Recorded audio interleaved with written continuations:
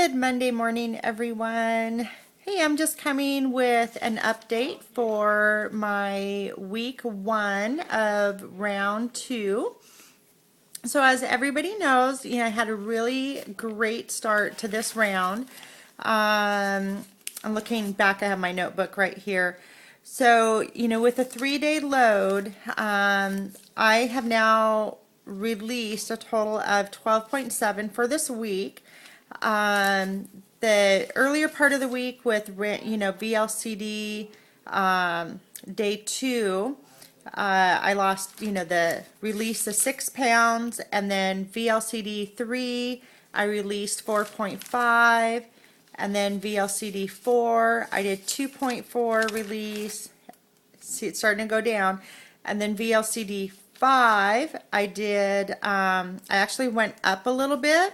And that was the day after my son had a field trip to the Flight Museum here in Washington, and we walked for 3.5 hours. That was the longest field trip, most walking I've ever done on a field trip.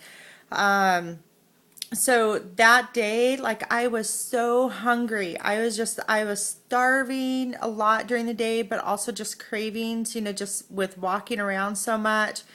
I tried to up my protein a little bit to see if that would help, but that wasn't doing really good. And then towards the end of the night, I had crazy cravings. I was wanting to just, eat, and it was just, that just craving that is so intense that it's like something's in your head, like eat, eat, eat. And I was just like, get me away. So my daughter, was kind of sick that day. So I had made her some creamy rice soup. And it was so hard to stay away from that. And then my son for dinner was having a chicken pot pie that I had bought for my load days and I hadn't gotten to eat. And so I made him that. And so he was eating this chicken pot pie that, it just smelled so good.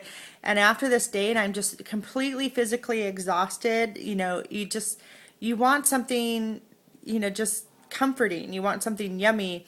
And, I did taste the soup because I wanted to make sure the rice was done. And after that one bite, and that's the first, it wasn't like a cheap bite, like, I'm going to eat this, but it was, that sometimes moms have to kind of taste the food kind of bite, but it would, consider it a cheat. And so I took a bite and I'm just like, and I took another bite and I'm like, oh my gosh, get me out of here. I literally had to intentionally leave the house, go to the store. We needed a few things, in the house. So went to the store and did some errands because I needed to get out of the house because I just wanted to eat. So I came back, just totally recharged in that. So again, so that VLCD 5, the day after all that walking, was at 0.6. And then on VLCD 6, I went down 0.3. And then today, which is the end of week 1, I was at a goose egg. So 0 release at 234, which is what I was at yesterday. So, when you do HCG, you're always like, okay, could it be this? Could it be that? What is it? And there's so many variables. There's so many different things that could be affecting us. And so it's in my head, I'm just like trying to figure it all out. Like, what is it? What is it? So I was trying to think like, okay, I am right around that time of ovulation. So that could be a reason. I am at my LIW, which was 234. My LIW for my last round was 234. And when I stabilized for, P3 and P4, I rested right at about 236. But so I thought, okay, well, that could be it. Then I've been having a lot more chicken than, how Dr. Simeon says to switch up your meats and everything, and I've really stuck to a lot of chicken lately, but I've done that. I pretty much do that a lot, and I've never had an effect on that. So I was like, well, could it be that? Then I've also had, cauliflower a lot. And again, it normally doesn't affect me, but one of the hard things that, is hard about HCG is that you don't always do the same, thing each round. So something that was fine last round could not be fine this one. So I was thinking, is it the cauliflower? Then I was thinking, well, I've been having the Newman's light balsamic vinaigrette. One of those things that, again, I've done before that, but I've been having it almost every day. So I'm like, well, maybe that could be it. Then having chocolate delight. And I actually have had a little bit more than what I should probably with beginning P2. So I'm like, that could be it. Then I've had a little more strawberries. And I normally don't eat strawberries a lot on my rounds, but I've been having them a lot lately. And that day, after the field trip, I actually had like 2 servings of strawberries. And I don't think I had my apple that day, but I just had the 2, servings of strawberries.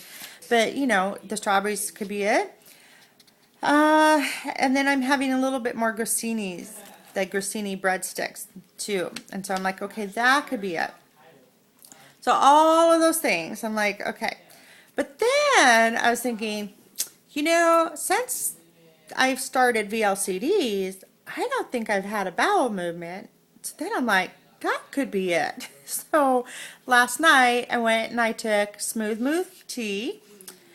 Drank that last night. I'm like, okay, well, by the morning I should wake up and, something should be moving.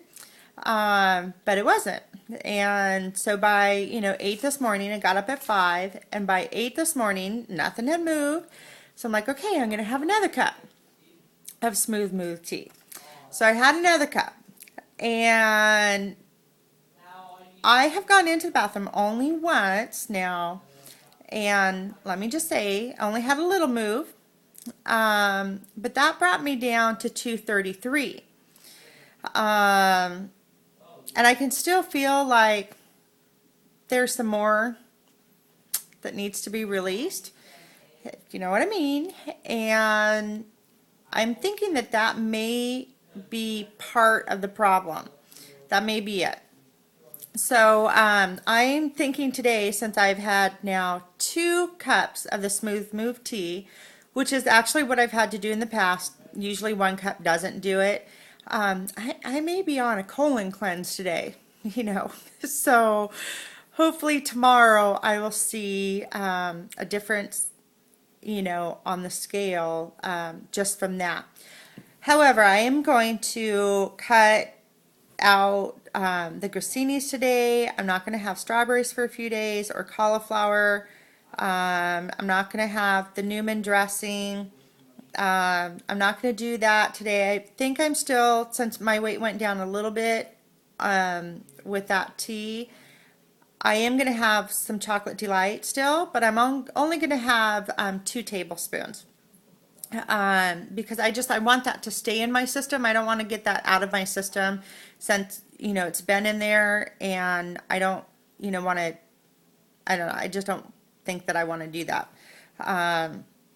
So my plan is to have Lynn CCO1's beefy tomato soup for lunch today. I haven't had that yet this round, and it's kind of rainy and gloomy today in Washington, so that'll be really nice to have that. And then I'm going to make my lemon garlic chicken on the Foreman grill for dinner with some asparagus. And then, of course, drink. Oh, and another thing that I noticed, too, when I was looking back on my journal, which I hope, and I use MyFitnessPal for my food, to track my food. It's so much easier to do that than to write it all down and add, which I'm not very good at adding. So it's really easy to do that on MyFitnessPal, and I love it because it gives you the graph chart of all your percentages of carbs and fats and yada yada yada yada. But I am now journaling different. So I got a bigger journal. I used to have like a little tiny notebook, and so I put what day it is, and then I put the times that I have my injections, and how much my injection is, because I'm trying to see if I should drop it a little bit because I am kind of still getting a little hungry. And then I put my weight and how much water and tea, how much I release for that day, and then the total. And then I put down any activities that I do. And then I just put food, just see my Fitness Pal. And then I do put at the end of the day what my calories, my fat, my protein, and my carbs were. But then I put down all of these other notes. So I did put down for today, I wanted to vlog and show you guys some old pictures and some tea that I've been drinking, but I'll do that another day since this is going long. And then I just have been putting, you know, what comes up, like what I've been noticing, what I've seen for that day, and that's really helping out. So I didn't do that last time. I'm sorry for the earthquake. I didn't do that last time, but one of the things I went back and I looked at my food from my last round for that, you know, the first week, and the first week of my round one, I think I had lost 11. Oh, I'd lost 11.9 pounds for that first week. So I'm just above it, not too much. But one of the things I noticed that was different was I was consistently having breakfast. So I was having either a green apple or half of a grapefruit for breakfast.